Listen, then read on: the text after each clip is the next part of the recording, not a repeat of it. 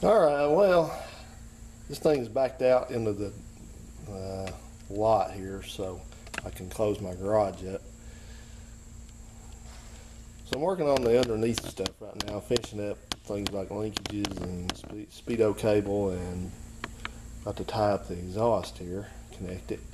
But I ran into a little problem. I have a bolt left in this manifold, that old one I took off, which I probably won't ever use for anything because it's got a really stuck heat riser in it. So I got one bolt left that shouldn't be stuck. It is. It's turning a little bit back and forth, and I've tried a little bit of heat, and I've tried some kind of spray stuff there, but fortunately I remembered what to turn to on this. I think it's going to make everything go smoothly now. So let's try it out and douse this thing with some of this and see what happens. Hey, it works on TV. So let's get the top off here. Not the way that looks already. This product is not just evaporating, it seems to be soaking into the pores of the metal and forming a protective barrier while also lubricating.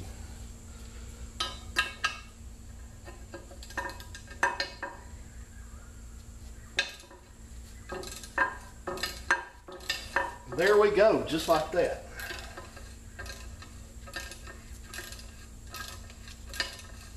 I hate to say this, that was no joke, it actually did work much better. Alright. Our special formula there, our special oil has loosened everything up, so now I should just be able to just easily tap this bolt out. It's not, the manifold's not threaded. Look at that. Look at that. Now, even though I'm not paid to endorse this product, you can't go wrong with it. So, when in doubt, turn to the products the experts use.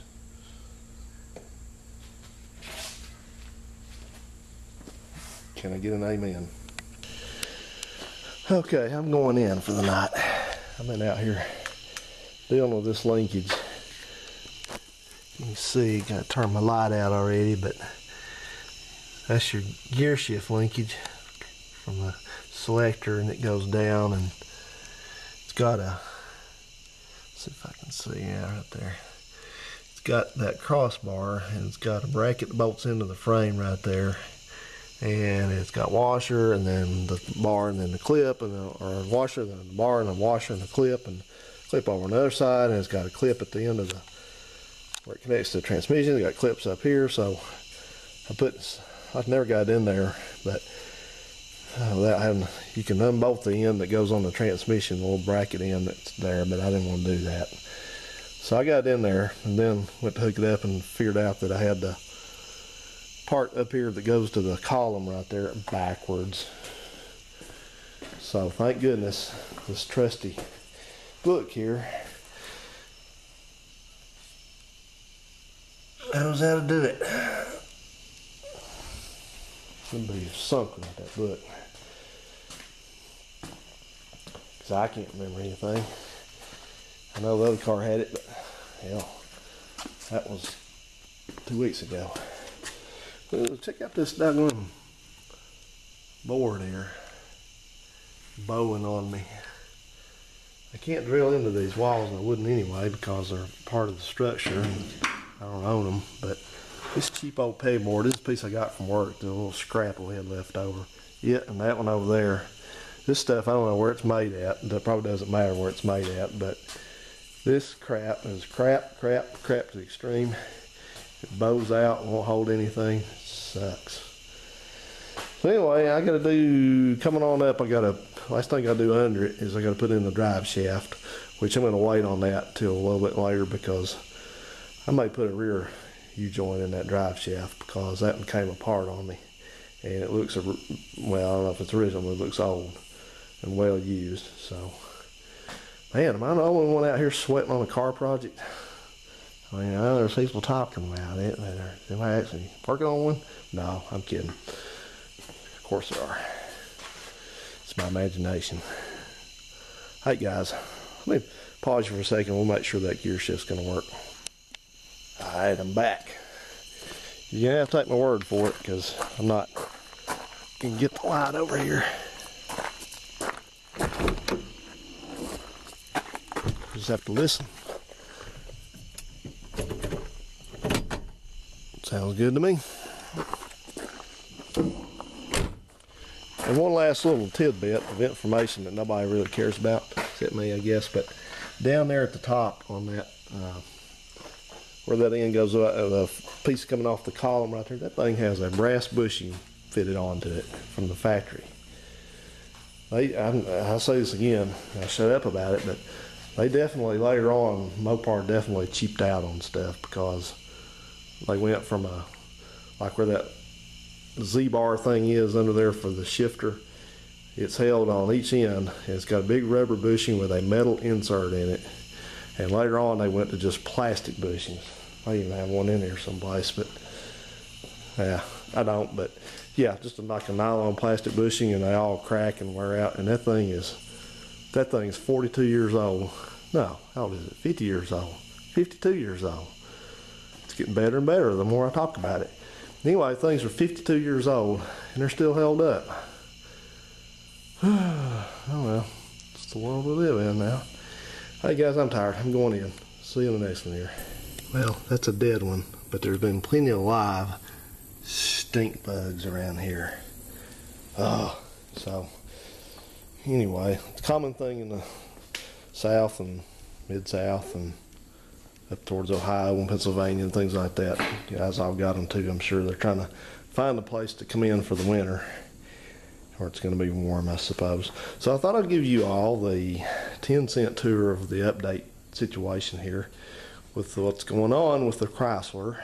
And I've just been picking my way through putting these accessories and stuff on, and I sort of tried to work from the rear up, rear forward. I don't have the carburetor rebuilt yet, so I'm not dealing with that, but heater hoses, working on the brackets, air conditioner, fuel line. I had that fuel line off the other car, the one I bought new, and it seems to work fine, so I'm just going to use that one.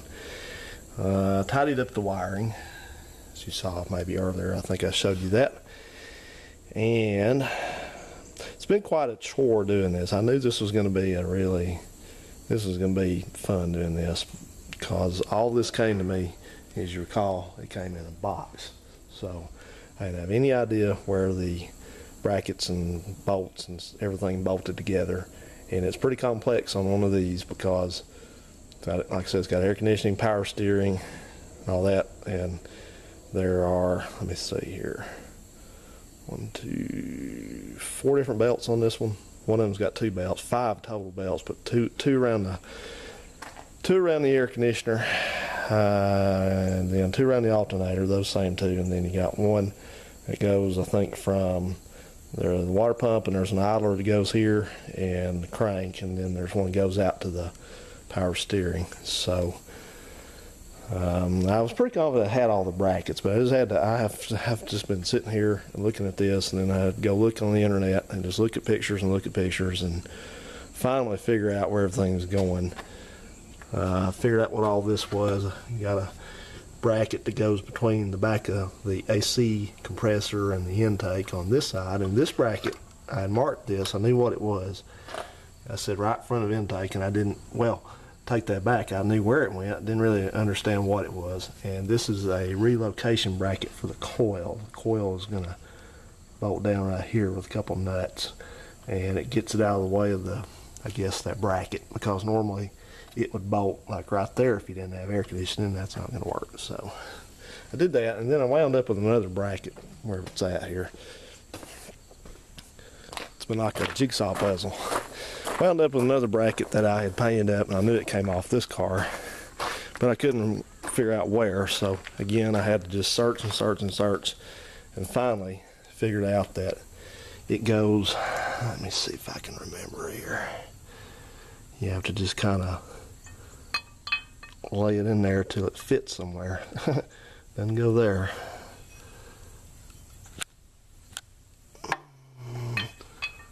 Yeah, that's it. It goes right there like that. So that's that goes in there, but that's not all of it. This power steering pump uses 3 different brackets to attach this thing. It's got one that's made onto the pump, which, well, bolt on right here, like that. And then you have not 1, but 2 more of these things. Remember this right here, those 2 bolts right there. All right.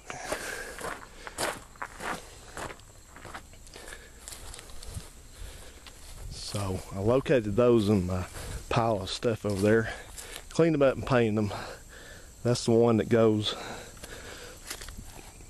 between the side of the air conditioner, those 2 bolts I just showed you, and it comes down, and that there's a stud supposed to be in the intake. I mean, the exhaust is not there. I got to fix that, but it goes to that, and then this goes somewhere in there. But the thing about this one is, you know what you're looking at. I had to learn this because you see there's a little rubber stopper looking thing. Well, there's a piece of that on the other side which has tape on it, and it is this power steering pump on these uses some kind of goofball system where it's kind of like they call it self-adjusting, but it's like the weight of the pump keeps it adjusted, the tension on the belt, and it can kind of move, and it rests against this little rubber, whatever you want to call that, cushion there.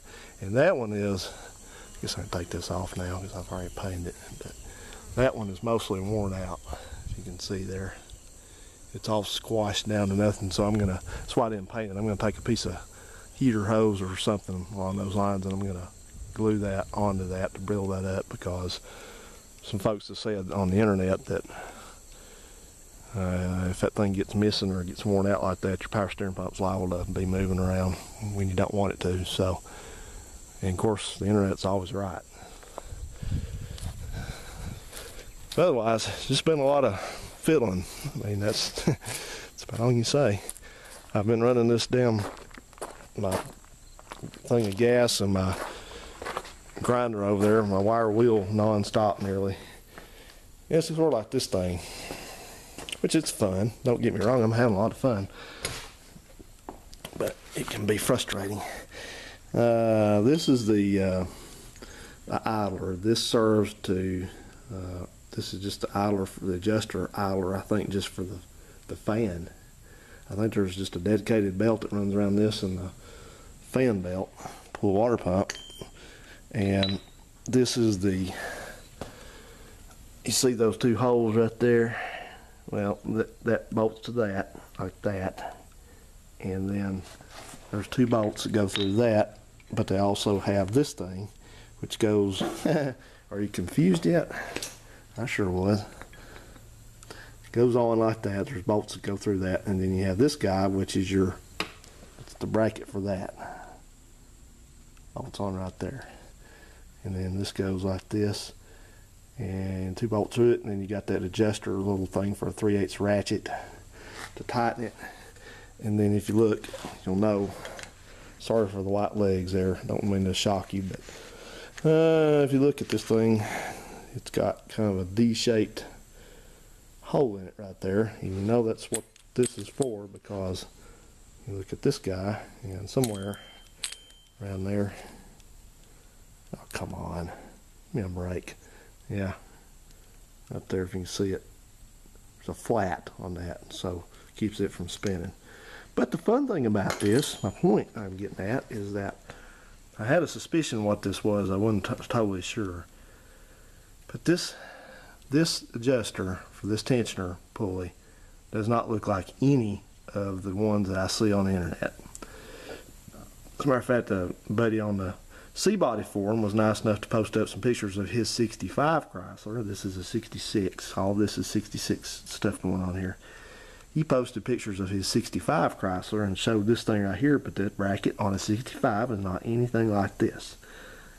It's different. It's got more of these holes up here. There's more meat on it, and this adjuster hole here for the ratchet is up here.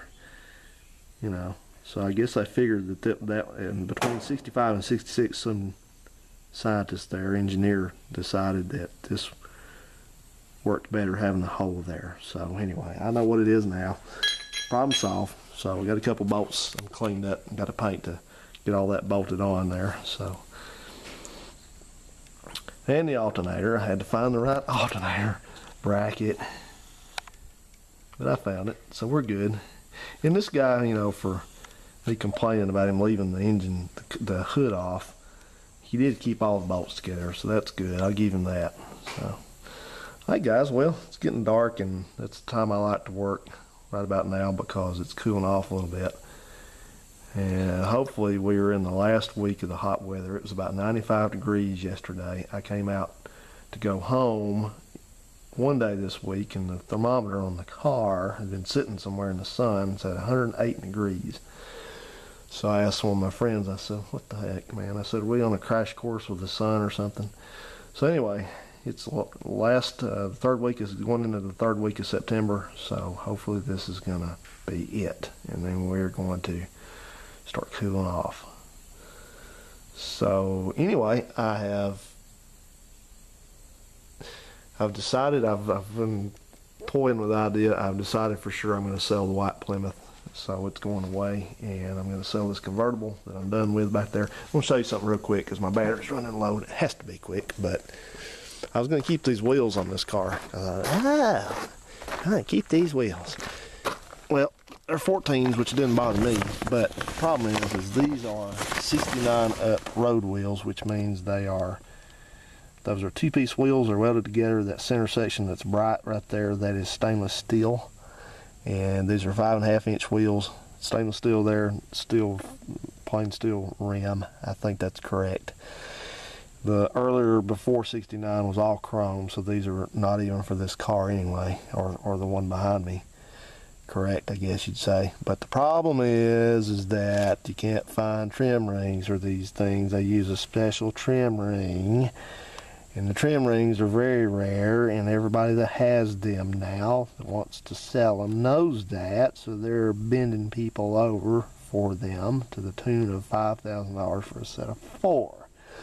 So I don't need that. I can buy a set of wheels for under 500 bucks, so I'm not doing that. If I want some road wheels or Magnum 500s or whatever you want to call them, they ain't going to be these. So I'll probably just get some 15s and go ahead and use on this at some point.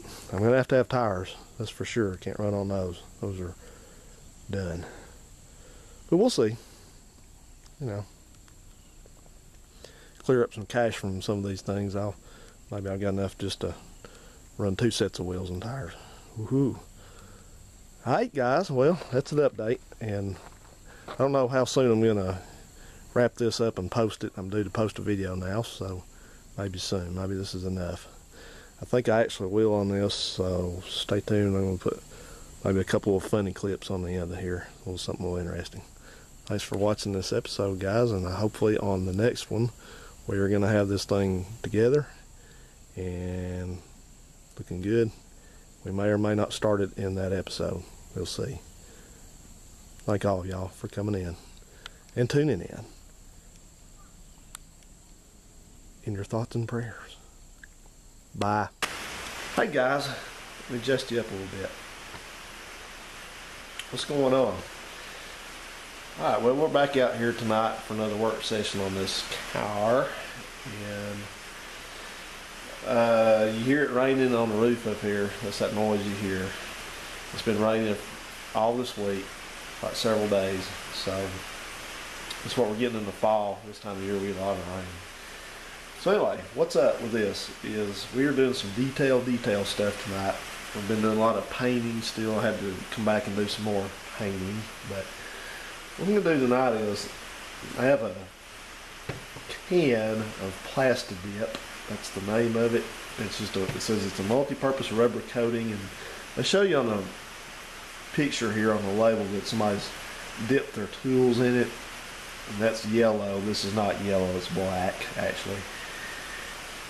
But what I need this for is I have some clips here that were originally rubber coated on parts of them. Like this is what these clips are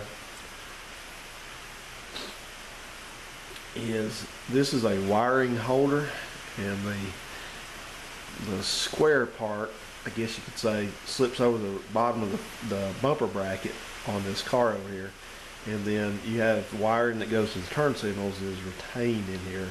So like the first, up until probably this last bend right here, it's got rubber coating on it. It was all coming off and flaking and looking bad. So we're just going to do a little cheap rehab on that. And what these are the hold downs for the air conditioner line that goes up the passenger fender inside the hood.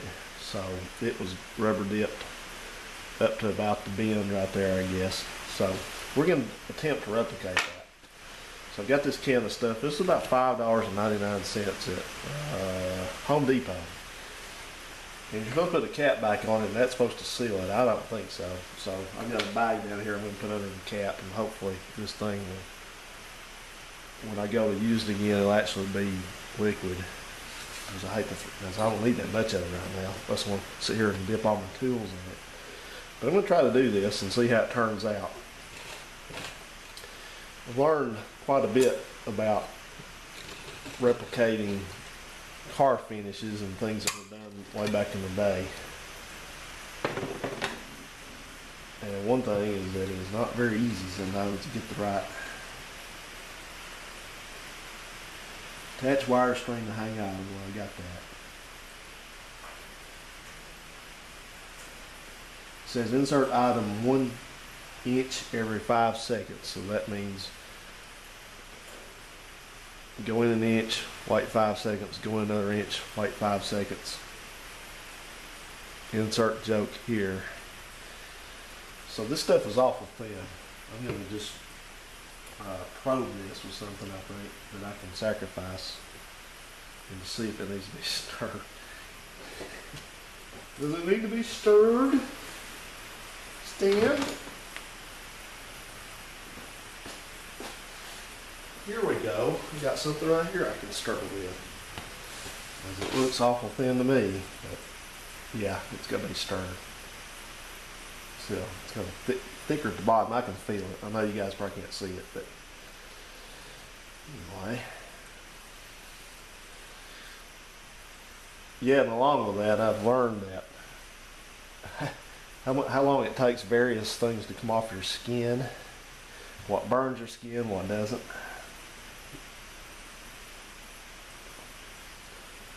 So, anyway. Oh yeah, looking good, isn't it? Still kind of thin though. I don't like that. I'm not sure I like that, but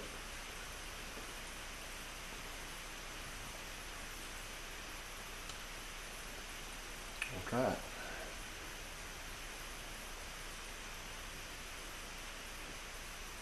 Yeah, I guess it's alright. Doesn't have to be real thick, I suppose. Heck, I don't know. Don't ask me. I've never done this before.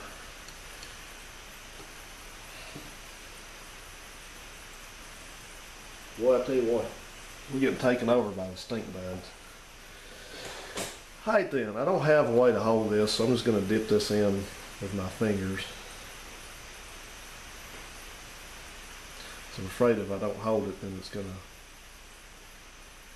lose it down in there. That'd be good, wouldn't it? Well, that ain't going to work at all. That's way too thin. That ain't gonna work. What kind of crap is this stuff? That's another thing I ran into. I've had to go back and redo things because the product did not work properly. Alright, well, I'm not taking that, so.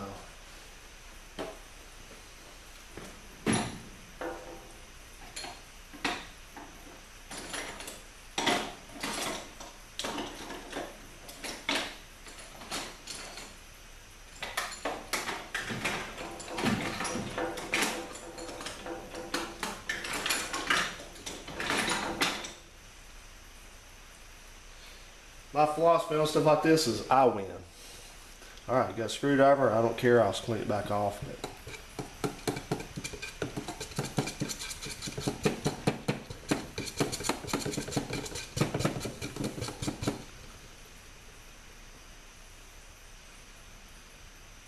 Yeah, that's working. It's looking better.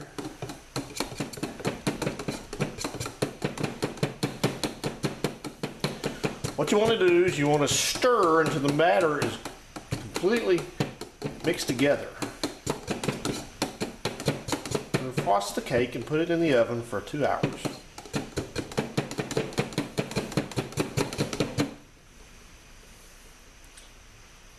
Now that's how it's supposed to look. Yeah, okay. Just made a little mistake, that's all. Don't anybody worry. I'm okay. What if I just left that like that? Wouldn't it be neat? It's not gonna be good though, because I gotta use a screwdriver eventually. Yeah, alright. Okay.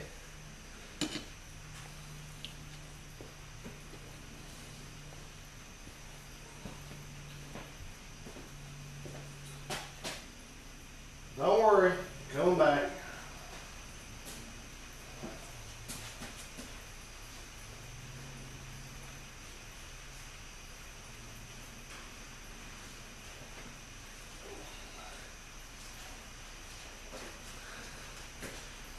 Don't worry, I'm on my way back. I know you don't see me, but I'm coming back. Here I am. Okay. So we're going to try this again. This is going to be under the car. I'm not going to obsess over it. It got screwed up the first time, but still haven't really thought about how I'm going to support this. I guess I could turn it like this. What if it'll stand up like that? Yeah. This is going to be a mess, I can tell you already.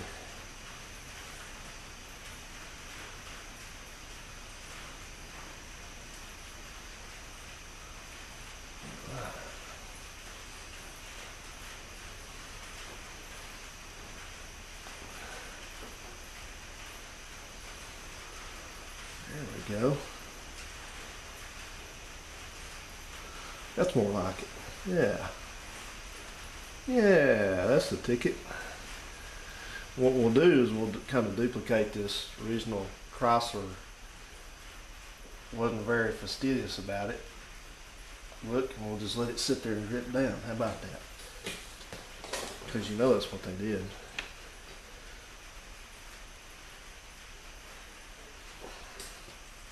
Alright, we'll do another one. Ah! Oh no, I didn't do that.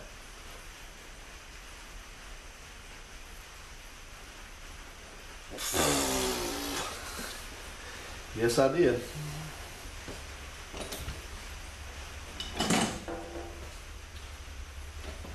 Isn't using plastic dip fun?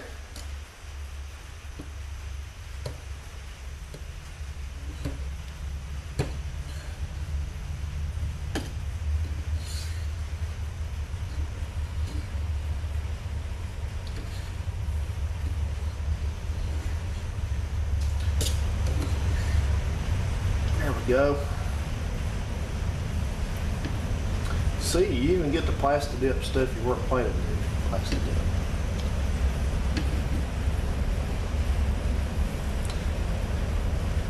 Excellent. Just leave it like that.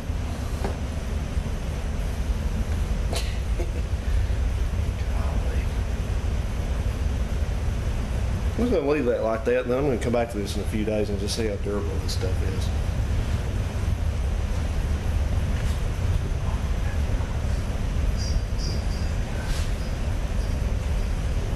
So I wonder what that guy is saying right now. You know who that guy is?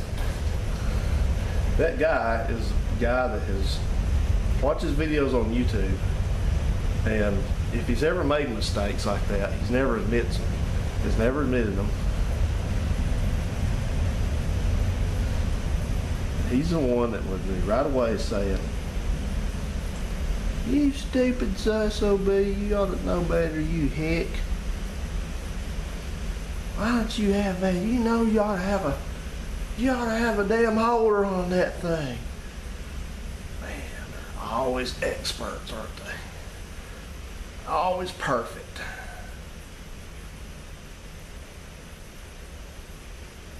do it the right way. They never make mistakes. Thank God for people like that on YouTube.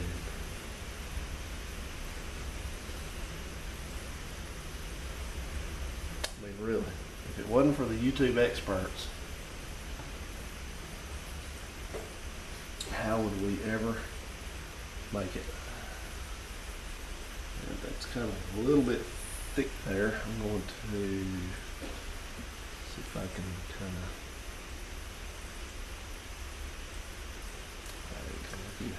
can you tell I'm new at this?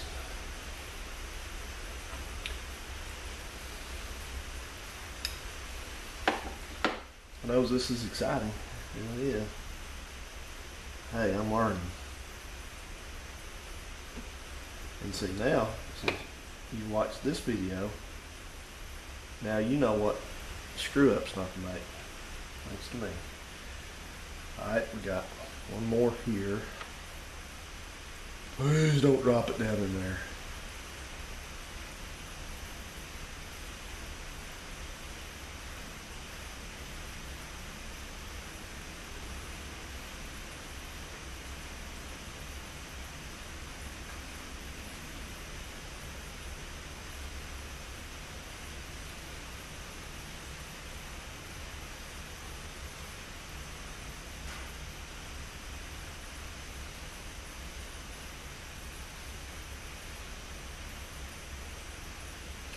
Alright, now this one's gonna be hung up.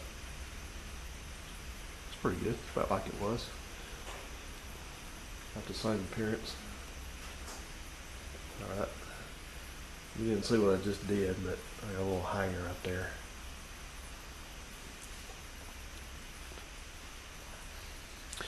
Tell you what, I don't like something about this here. For some reason, this stuff,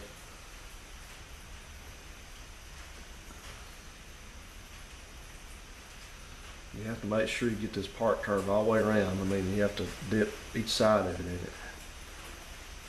Otherwise, it tends to not get any on like the edge.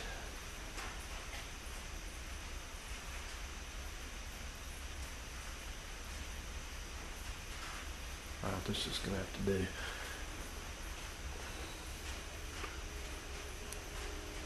As you ever take one of these old Mopars apart, you'll notice real quick that they were not perfect from the factory. People restore the crap out of these things and they put all the decals perfectly straight, and oh, the paint's just perfect. Paint under the hood's just perfect. No overspray, no nothing. And if you ever look at some pictures of these cars, different cars like Mopars, they never had straight decals. They never had straight decals. They never had no paint overspray. They crazy. Like for instance, and I'm just yapping, guys. I hope you don't mind, but there's a ground cable that runs between the firewall and the engine block on this car, and I have to order a new one because the old one's just totally shot. So I'm gonna order a new one. They're not very much, but it's kind of a heavy, probably about a 12 gauge, 10 or 12 gauge ground wire. And most people, well, I say most people, I shouldn't say that because I don't know most people, but I would assume that a lot of people would think that the way to do that is just make sure that ground cable is just perfectly pretty and polished and clean and all that. And I can tell you that one I took off this car, which I have no reason to believe is not the original, was painted engine color all the way up its whole length. And that's the kind of stuff that if you're going to do something correctly, you have to do. And there's a difference between doing something correctly and just doing it because it's pretty, you know.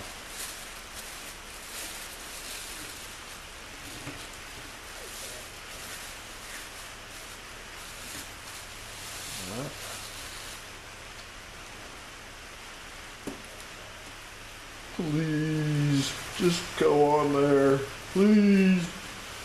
Okay.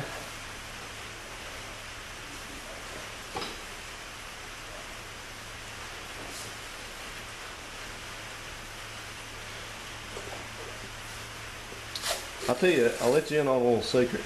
That last episode, number 6 that I did on this, it took me 3 times to get that thing edited because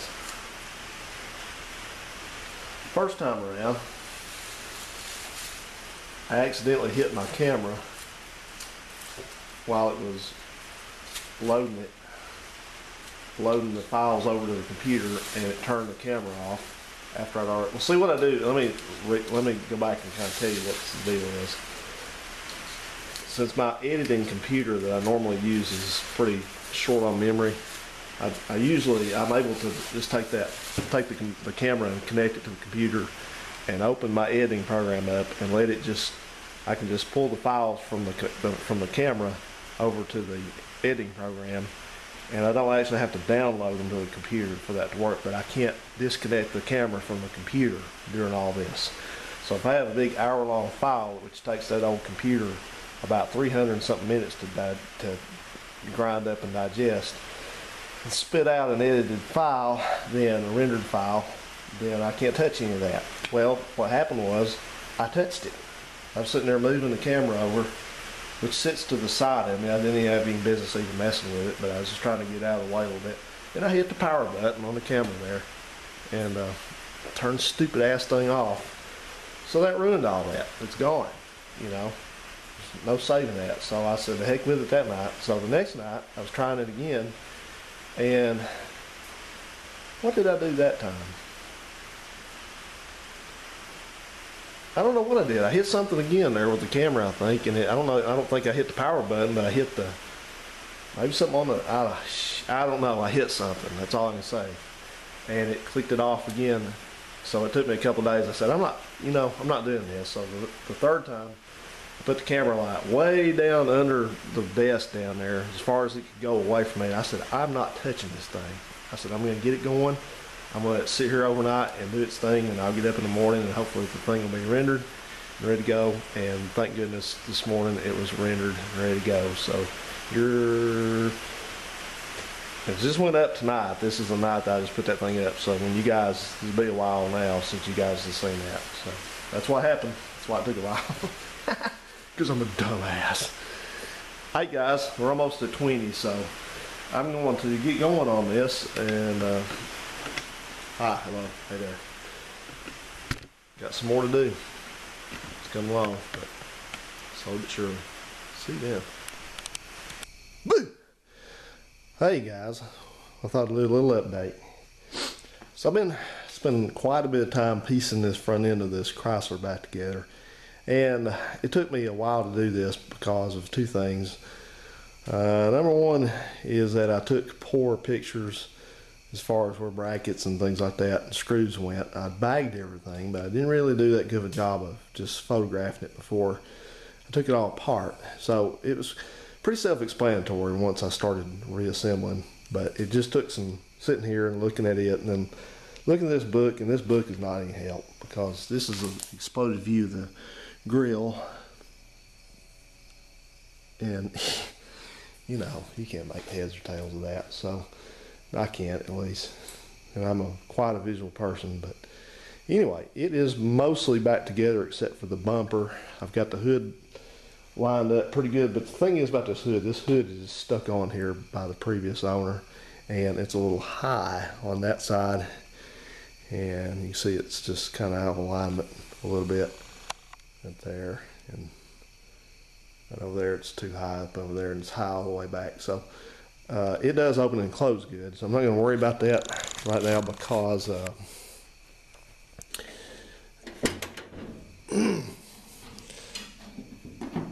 reason being is simple, is that this hood has got some issues back here. It's got some rust out at the back. I don't know what caused that. I don't know if this thing I don't understand that, if it's because it's out in the weather or laying somewhere and it just got stuff in it and rotted it or what, but it's pretty rusty. It's rusty even on the outside right there also. So This hood will have to come back off and be reconditioned at some point. So I'm not going to obsess over this. So that's that. But anyway, it is coming along, and I'm not going to show you too much yet because I still got some paint detailing to do and stuff like that. Somebody lost a bolt right here. I'm going to have to find the other bolt to that and all that. And then I'm going to have to, excuse me. Oh yeah, love the fall. Anyway, gonna have to run my electrical lines across the front here before I put the bumper on, and then when I add my air conditioning line and back in that goes there, and I got some clamps I did some work on over on this one. One right there has got to go there. So anyway, still plugging along at it. It's basically just working through everything, putting it back together the way it came apart, I hope. So last fun thing I'll have to do is put that bumper back on. That sucker is heavy, so not looking forward to that, but I am looking forward to getting this back together. So anyway, all right then, well, just a little quick update, so let's proceed. Hey, so one of these horns wouldn't honk when they were on the car where I took everything apart. These are, you can see it there, these are Prestolite horns made in USA, and this is the it says Prestolite here too. Prestolite was a vendor for Mopar and some other folks. So anyway, I thought I'd get my weak as can be battery pack out and see if we can get a response from these things.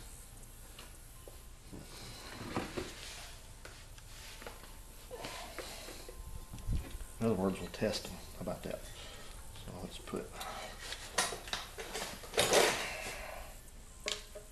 here on.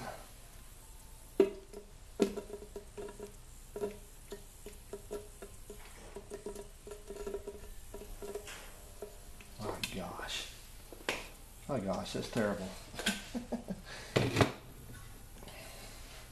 Battery pack, man, this is a Harbor Freight battery pack, you can sure tell. It did good for a while, man. It's cracked out now. Okay, it is working. So this is the one then, is this the higher or the low note? Look, see low right up there. So let's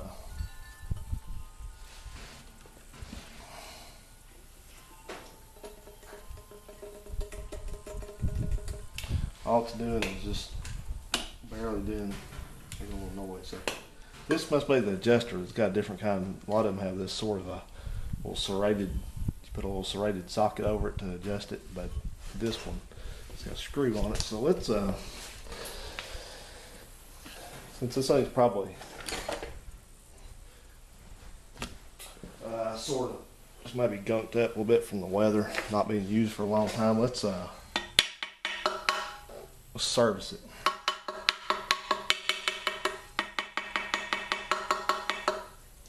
What we'll do is we'll just kind of see if this screw will turn. Yeah, barely. We'll kind of go out with a little bit, maybe kind of give it. I'm not sure, you know, I know there's you guys that know all about horns and how they work, but I'm not real smart on them, so I don't know how the mechanism is for that screw, what it does, but I found in the past if you kind of loosen it up, it tends to make it start doing something. Hey, there we go. So let's see here. I'll probably just do it by ear here. Let's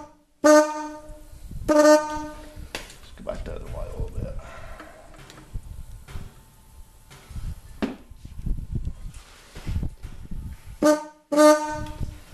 It doesn't sound very good.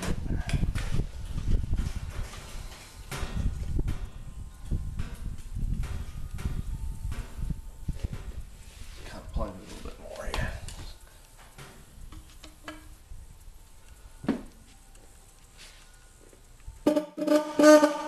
It's sounding worse.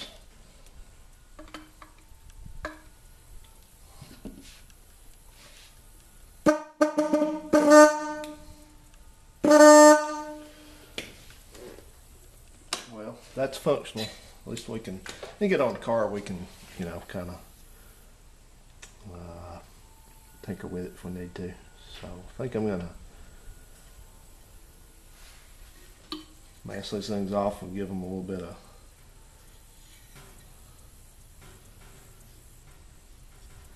douche it, a little bit of paint. Throw them on there. Now, if you're one of the millions of Americans who spent a sleepless night wondering, do I have the original Presto Light horns on my car? Well, here's a way to find out. Look on the rim of the horn here, and conveniently, right here at about 6 o'clock in the viewfinder, there's a date code stamped into this horn, 43, and then a 5 actually, as the case is, which equates to the 43rd week of 1965. This is a 66 car, so evidently that horn is original. Let's look on this one. It's mate. There again we have 43 of 5 right there, so might be a little hard to see, but that's what it says. Get you a little closer up view there. So there you go. Mopars are good for having dates on a lot of stuff stamped into them. So. Now you know, you won't have to spend any more sleepless nights. Yeah, welcome back to my devastated shop here. Alright, so I encountered another gotcha on this. This is part of the fun of putting an old car together. So I was putting the belts on, and I ordered a couple alternator belts, which went on just fine. You have two different possibilities. You got alternator with air conditioning, alternator without air conditioning, so a little bit different in their lengths and routings and stuff like that. So I knew which ones to get. I've got a pile of old belts over here that came with it, the car, and I had two of the old ones in it, so I matched the numbers up and just double checked them and got the right ones.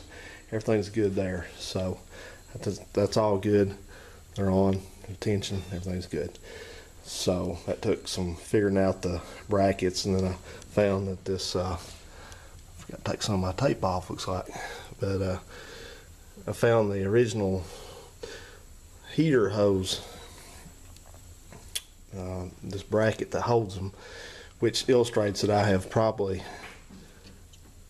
cut my heater hoses the wrong length, but that's kind of what you do when you're doing things out of order.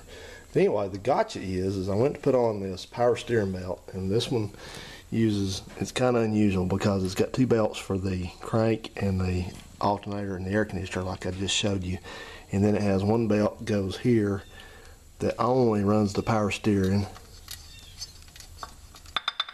and then it's got one belt over here on the front that only runs the fan. That's it. So they kind of made that good, so if you somehow lose an alternator belt, it's not going to take out your cooling system capability. So but anyway, I knew I had two new belts in here that came with this car, and of course they're not new now, but they're still in the package. And one was the for the fan, which is this one. It's a mileage maker. Carry a spare anywhere, sure do. And this is the right one for that. I already put it on and just checked it, that's fine. And this one over here is the one that I thought was a power steering belt because it looked close, but you see I marked power steering on it, but when I went to put it on, it would not fit, it's too short. So what happened is, I thought I had seen something about this somewhere, so I went back and checked. Sure enough, what the deal is this, for some reason, I don't know if they use different power steering pumps, I guess that's probably it, but these had two different size power steering pump pulleys. Had a 4 3/4 and a 5 1/2. Well, guess which one this one has? That's right, 5 1/2. So the belt over there, I cross-referenced the number. It's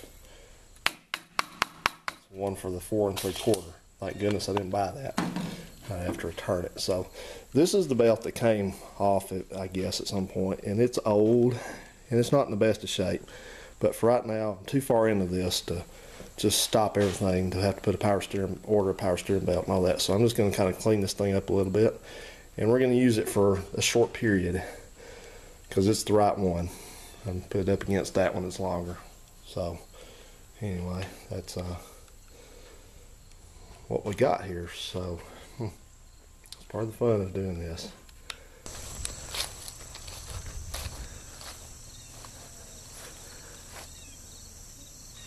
Come on, blow me. These horns turned out pretty good. I mentioned in this last episode in the comments that I had kind of learned how good and how poorly some different things work that I've used, and I've gotten good results off this kind of cheaper, just spray can paint as far as renewing things like this. The only thing is I haven't liked very well is the paint can. The nozzles themselves sort of tend to be a little unreliable, but I've been using things like I guess Rust-Oleum and Krylon, the kind of the better paint, I guess, so to speak, like the Max or the Professional or something like that. But I had one of those cans of Professional that stopped working about 2/3 of the way through it, so only about $5 a can. But I think in the future, though, it's just going to be better for me to instead of having to make all these trips out here to paint things and hang them up and then back and forth and all that. It's more convenient to use the spray cans, I guess, but really, ideally, to save time and effort, you would get these things loaded, this stuff loaded in a spray gun, and you would spray them all at one time, and that's the way really to do it. But in any event, this is, like I said, this has been more of a learning experience from more than anything, I guess. So, and there again, it's not supposed to be a restoration necessarily. It's just kind of renewing this thing under the hood and making it look good so that we can use it, and then down the road maybe we'll come back and restore the whole car, but making no promises on that. So anyway, let's move on.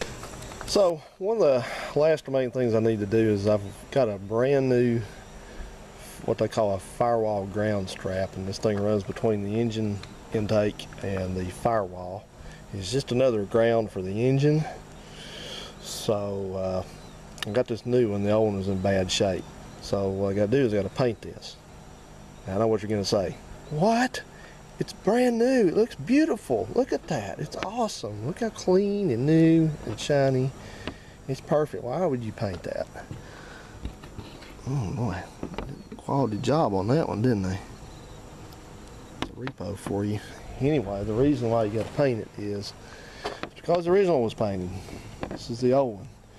And it's got engine turquoise all the way, the most of the way up. Some plastic's gone, but I don't see any up here. Maybe a little fragment of it, but anyway, it was painted. Why that is because it was mounted to the engine. When they put the engine together, they went ahead and put this thing under the intake bolt and painted it, which I should have done that. I did this out of order. In fact, if you look somewhere in here, right there on that corner back there, you can see there's engine paint on that. So this whole thing was painted with it on the engine, so I have to duplicate that. And you'll also notice that this repop is not quite as thick as the original. That's not surprising. You can see the original is better made. That's just the way it is. This stuff is cheap for a reason. But anyway, that's the only option we have outside of making our own. So I got to do that. I'm going to mask off the bottom of it, so at least it gets ground there, and then we'll just do it like the factory did. What I'm going to probably do is I'm probably going to just paint this thing up. I'll show you here in just a second. I'm probably going to just kind of end it somewhere up here. I'll show you what I mean. Alright, we'll stroll back out here to the outdoor paint booth. And here's how you duplicate this finish on these things like this. This cable and the negative ground cable were usually always, like I said, bolted down to the engine before they painted the engine, because they were under bolts that held things like the intake on. So they weren't going to go back and undo the intake to put that on. So just kind of keep that in mind. So they just let them lay off the side of the engine and painted the engine, and that's the result right there. So that one was painted a little bit more than this one. I didn't really see a need to go all the way with it because this one is actually a little bit longer of a ground cable. They had options for a 13 inch and a 10 inch, and the one I had looked like it was about 11.5 inches. I wish, but anyway, that's what you do there, so you don't have to be too awful picky about stuff like this, and this will give you a little bit of, if anybody's restoring something like this, this will give you a little bit of a direction about how to do this. Yep. Hey guys, well, it's late, about 8 o'clock, and I'm really tired. It's a work day, and I'm gonna do an episode wrap up of this video. We're just gonna take a quick look at this engine, and we're just about all done with it, except we gotta just fill it with transmission fluid, fill it with coolant, power steering fluid, run a couple more lines, and just a little bitty stuff here and there, and hook gas to it. It should be ready to run, we hope. So anyway, let's just sort of give you the little tour real quick. See what you think.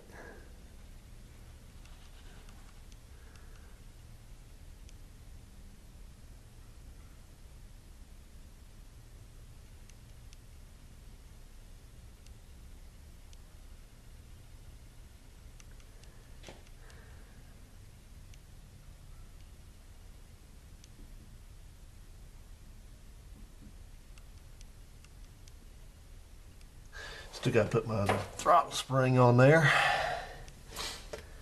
Yeah, I had to refinish it.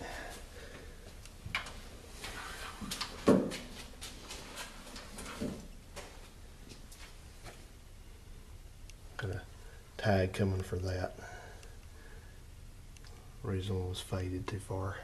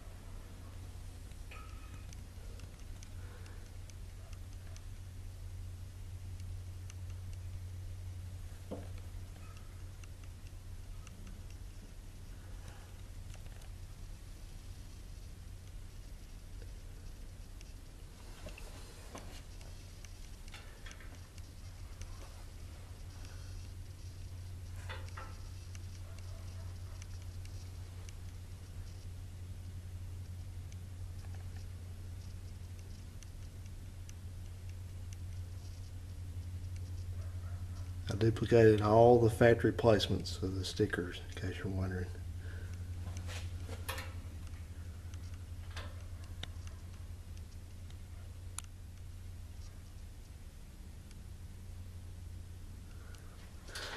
Alright, I'm still not done with it yet, but that'll be ongoing right now. I'm just focused mostly on getting it to run.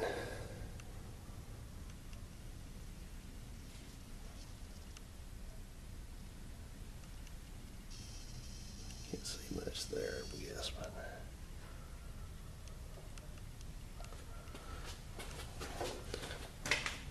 alright, well, appreciate you guys sticking with me on all this and having fun with it, but I am definitely ready to move forward with it and